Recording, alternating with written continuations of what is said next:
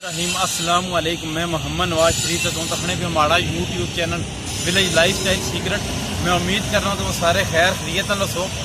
इस टाइम मैं रावलपिंडी में मौजूद हाँ।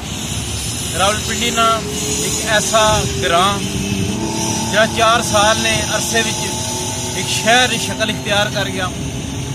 भाटा ग्रां इस टाइम भाटा चौक के नाम मशहूर है। अगर तुसा झूठ चौक के रुछो तो गुजरा भी नाल लगना तो अगे भाटा चौक है। एक और मजे वाली जी गल है ऐसा तुम दसा ये एरिया जोड़ा है ना जी, इस साल जी मवेशी मंडी लगी सी करोने की वजह तो सारे ही पता है इस्लामाबाद की मंडी बंद हो गई सी। ये मवेशी मंडी इस जगह लगी सी ते नाल ही जो बिल्डिंग नज़र आसियां पियां ये इस्लामाबाद नाल इसने इस्लामाबाद भी अटैच हो गया। ये E14 है, E14 इस्लामाबाद इसने नाल अटैच हो गया। ये जी रोड है इस टाइम ये गोडरा मोड़ किसी निकली नाल क्या कोई नूर मिल है पिशावर रोड है वो सारे इसकी लगने। असल दसा कि हूँ मेन गल ये है कि मैं तो 3 साल पहले सुना रहा इतना कोई दुकान नहीं सी, हर शह बंद हो गई मगरब तो बाद। इस तरह तरह इतना भी हाल सी ते हुण समझो कि जब भाटा जो बाजार हो गया इस टाइम जब 3 साल पहले जो कुछ भी नहीं सी असां उस तरह विजिट कराने।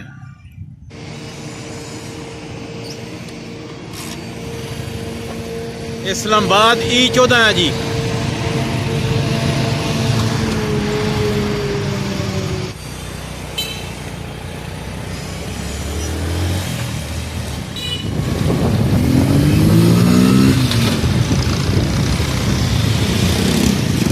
चौक है जी भाटा। ये रोड जी है झूठ का चली गई ये सीधी भाटा ग्रां।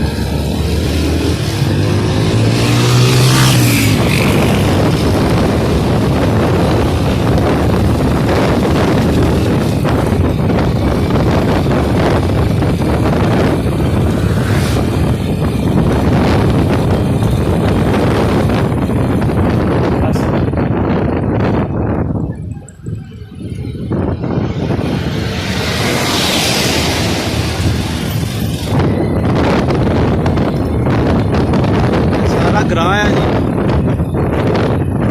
इस तरह दरिया अगे भी है। पता है हर जगह दरअसल मेन एरिया से तरह लगने है इस टाइम जगह को नहीं है, ठीक है जी। ना ही इतना कब्रस्तान वास्ते जगह है, ना ही इतना रहने वास्ते भाई ना प्लाट मिलने वास्ते। इस वजह ना हूँ नाल नाल एरिए ये लोग इतने हम जगह खरीदने पे, लोग इतने आबाद होने पे ये जगह आस्ता आस्ता तरक्की करनी भी है। बस उम्मीद करने हैं तो साड़ी वीडियो पसंद आई उसी तो साड़ी वीडियो को लाइक करो, चैनल की सब्सक्राइब करो, बेल आइकन बटन ज़रूर प्रेस करो ताकि नौवीं असली वीडियो तुम्हें मिली सके। मोहम्मद नवाज शरीफ, अस्सलाम वालेकुम।